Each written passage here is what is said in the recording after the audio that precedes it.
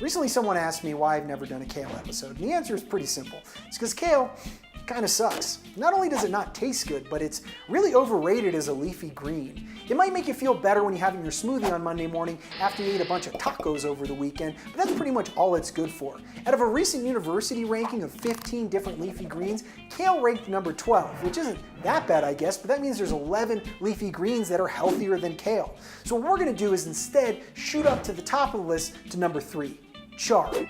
We're gonna cook it in a way that gives it this really, really buttery flavor without using any butter at all. So let's take that kale, replace it with chard, and make your leafy green life a little less sad.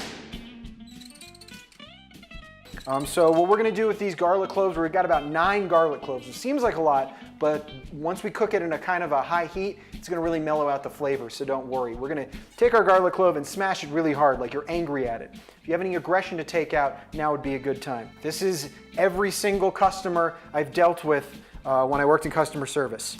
Or Ricky, who made fun of you too much when you were in elementary school. You're always gonna be dead to me, Ricky. Now I'd like to note for legal purposes, I'm not advocating violence, okay? Only advocating violence against garlic cloves. And then we're gonna chop it up, give it a nice rough chop.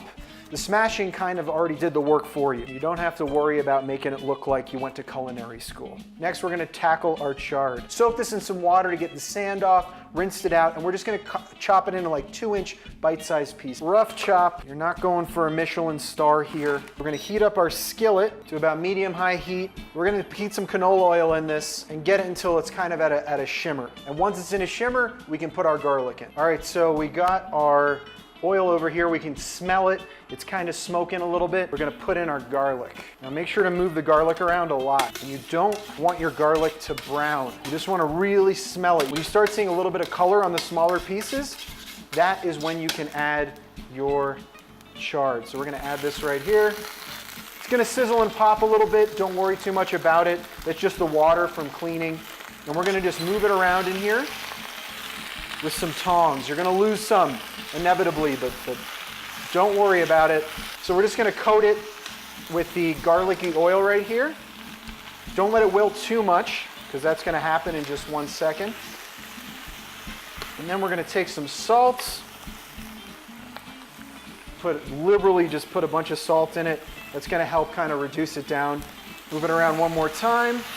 And then after that, you're gonna put it on low heat, cover it up, and then let it do its thing.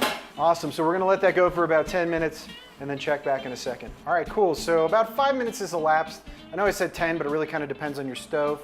This induction cooktop's going a little fast.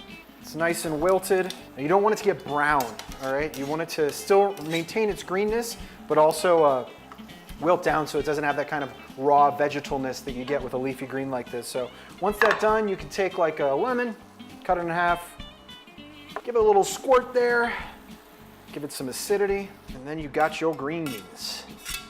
There you go. Absolutely delicious. You just took your sad weeknight leafy greens, made it a little less sad. Thanks so much for watching, everybody. I really appreciate it. If you want to support The Hungry Gringo, make sure to head to my Patreon page. The link is going to be in the description below. If you made this recipe and took a picture of it, make sure to add the hashtag #TheHungryGringo. And as always, make sure to like and subscribe because it really helps me out. Well, until next week, this is The Hungry Gringo, signing off.